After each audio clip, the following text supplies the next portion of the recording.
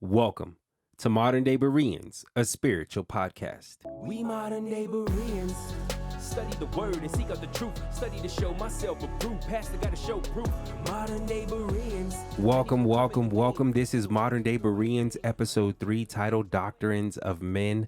I am your host, G the Messenger.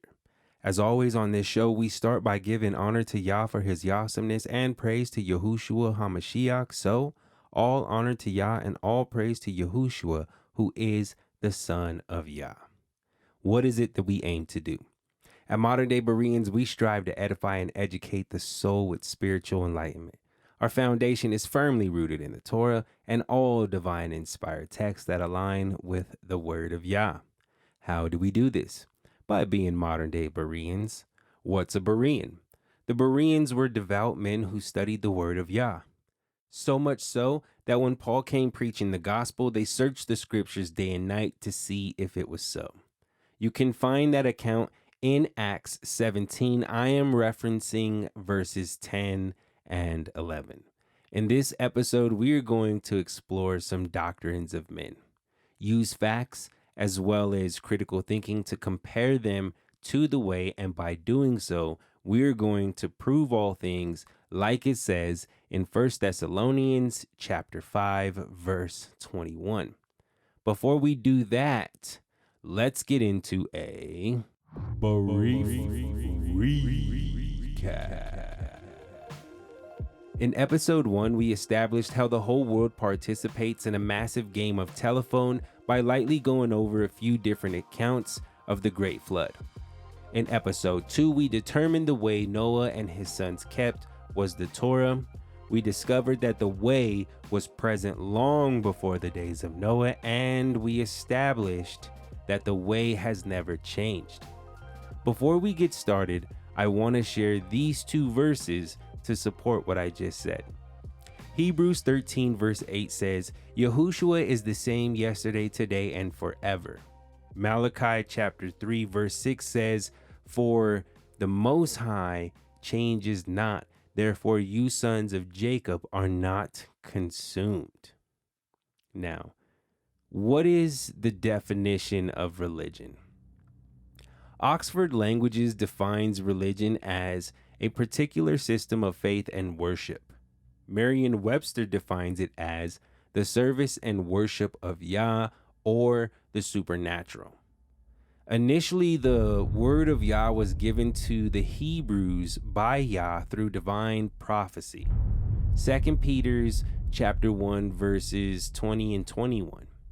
It didn't take long after the Great Flood, though, before spirits began to manipulate the way. Zoroastrianism is another one of those ancient Mesopotamian ways of spiritualism they say predates the Bible or the Way. According to Wikipedia, the span of recorded history is roughly 5,000 years, going back to the Sumerian writings that date 2600 BCE. Zoroastrianism, however, does not show up on the scene until 600 BCE, almost 2,000 years later, and when you dive into the beliefs and customs, you can see how historians say that it influences the Bible. According to the books that the church openly admit to removing from the Bible in Jasher chapter 2 verse 10, it says how 375 years from the beginning of all creation, Canaan already had the knowledge of the flood and a bunch of other knowledge as well, which would put us roughly around 5,725 BCE. You can check the math on that in Genesis chapter 5. Noah was 600 years old when the flood took place, which would put this time roughly around 4,350 BCE. The point we're bringing out here, ladies and gentlemen, is that these writings predate Zoroastrianism. According to a creation article in the Stanford Encyclopedia of Philosophy, originally written in 2003 but revised in 2018, says, and I quote, the calculation of about 6,000 years is a good estimate. When you look at it from this perspective, you can easily see how it is the Bible or the way that is influencing Zoroastrianism, which is still practiced till this day. I'm sure somewhere in one of these government archives, this information can be found. From Roman Catholicism comes Christianity today. But the Romans, before their merge with the church, were well known for worshiping multiple gods, which originally come from the Greeks. Zeus is Jupiter, Aphrodite is Venus, and so on. All the Romans did was change the names from the Greek names. Prior to this mix with the Romans, the Greeks were already mixing spirituality with the Egyptians during the Ptolemaic dynasty. A great reference to this Greco-Egyptian deity would be Serapis, whose worship can be traced back to around the 3rd century BCE. Christianity today is a multitude of different beliefs all mixed in together. What? Cuckoo. For example, Easter goes back to the worship of Ishtar, which is Akkadian. In the Sumerian text, she is Inanna. She is the goddess of sex and fertility. The reference to Easter in Acts chapter 12, verse 4 is an obvious attempt to change the scriptures. The verse prior to it clearly says it is the Feast of Unleavened Bread. According to the Catholic Encyclopedia on Catholic.com, the Greeks call it Pascha and also observe it for 7 days. This is the exact same way that the Passover and the Feast of Unleavened Bread is kept. Now, let's compare Easter to Passover, seeing how both of their foundations are derived from the same book. Starting with the Passover / unleavened bread, or Pesach / matzah.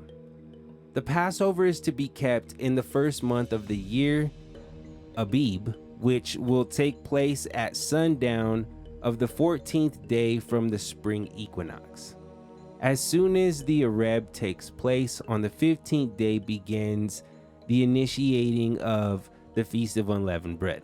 We can find commandments to observe this feast in Leviticus 23, verses 4 through 7. These customs go back before Adam and should be practiced this way today. Easter. Instructions from Yah about a feast titled Easter that highlights the death and resurrection of Mashiach do not exist in the Bible. So far, that's 1-0 in favor of the Bible. I don't want to spend all of our time talking about man-made traditions. Those are easy to show how they don't line up and they're pagan. Let's talk about love. In the last episode, we established that man's definition of love and the biblical definition of love don't line up either. Man's love is based on emotion, whereas Yah's love is action-based. Actions speak louder than words, and I must say I do agree with that. In 1 John chapter 2, verse 4, it states, "He that says, I know him, and keeps not his commandments is a liar, and the truth is not in him." Sounds like Yah agrees with that as well. Over and over and over again, the leaders of these Christian churches will tell you that Yah loves everybody and that Yah hates the sin but loves the sinner. Yet again, we can prove this to be incorrect. In the book of Sirach, chapter 12, verse 6, another one of those books that was removed from the Bible, says, El Elyon, who is Yah, hates sinners. And that is supported by Psalms chapter 5, verse 5, which says, "The foolish shall not stand in your sight. You hate all workers of sin." In Proverbs chapter 6, verses 16 through 19, Yah makes a list of 7 things that he hates. So, technically, if you're doing any of these 7 things on a regular and have not repented, then according to the Bible, you would be someone that Yah hates. Again, I'm reading the Bible, so if you have a problem with that, take it up with the guy up there, Using our critical thinking and logic, we can see that Yah does not love everybody.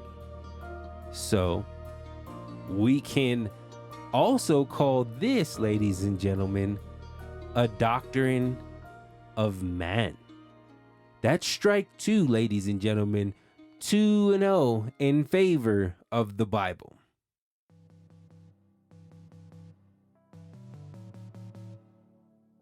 The church loves to use the story of Peter and Cornelius in Acts chapter 10, verses 9 through 15 to teach that the Messiah changed the dietary law and that Christians can eat whatever they like. They just have to pray over it. Keep reading in Acts chapter 10, verses 16 through 48 in Peter's vision. The unclean animals he is being told to eat represent people from other nations who the Jews viewed as unclean. Some say Cornelius is an Israelite. That is a study we'll have to get into in another episode. It takes a few days for Peter to reach Cornelius, and when he finally does, he teaches him about the way or the gospel. I like the YouTube channel The Bible Project and the video that they created. It visually illustrates the words on the page, and though I don't agree with everything they say, they do a really good job of bringing out the truth of the way. I will leave a link to their video on this topic and their podcast in the description box. Nice. Now let's see what the Mashiach actually said about the dietary law. In Matthew chapter 5, verse 17, the Mashiach himself is quoted saying, "Think not that I have come to destroy the law." In Leviticus 11, it gives you a list of beasts on land, in water, fowls, and every creeping thing that is clean and unclean on the earth, what is food and what is not.